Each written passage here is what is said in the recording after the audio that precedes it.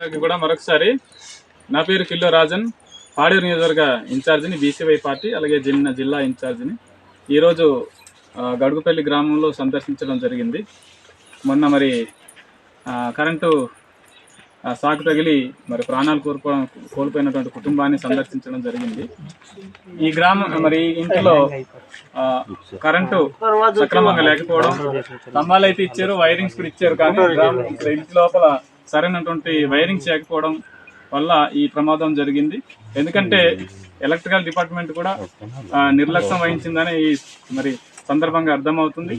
ఎందుకంటే ఈ ఆదివాసీ గిరిజన కుటుంబాలు దర్దాపుగా కరెంటు దాని మీద కానీ పెద్దగా అవగాహన ఉండదు. ఎందుకంటే వాళ్ళు ఏ రకంగా దాని యొక్క ఇది ఉంటుంది అనేది తెలీదు. ఆ రకంగానే ప్రమాదం జరిగిందని చెప్పుకోవాలి. ఖచ్చితంగా గవర్నమెంట్ వాళ్ళు తంబాలు ఇవ్వడమే కాదు, ఆ ఇంటికి పూర్తి స్థాయిలో మరమ్మతులు కూడా చేపట్టాలి. అలానే ఈ యొక్క కుటుంబానికి ప్రభుత్వం ఆదుకోవాలి. మరి ఇదిగో ఈరోజు ఈ కుటుంబానికి మేము మరి మాకు తోచిన కొంత సహాయాన్ని మేము చేయడానికి ముందుకొచ్చాం.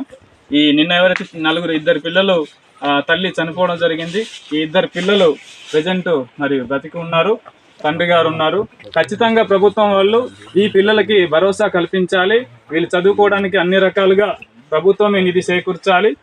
తర్వాత ఏదైతే చనిపోయినటువంటి ఈ ముగ్గురు చనిపోయిన వ్యక్తులకు సంబంధించిన కుటుంబానికి, పిల్లలకి భరోసాగా ప్రభుత్వం కల్పించి ఒక్కొక్క వ్యక్తికి 25 లక్షల రూపాయలు ఎక్స్గ్రేసియా ప్రభుత్వం ఇవ్వాలని మేము డిమాండ్ చేస్తున్నాం.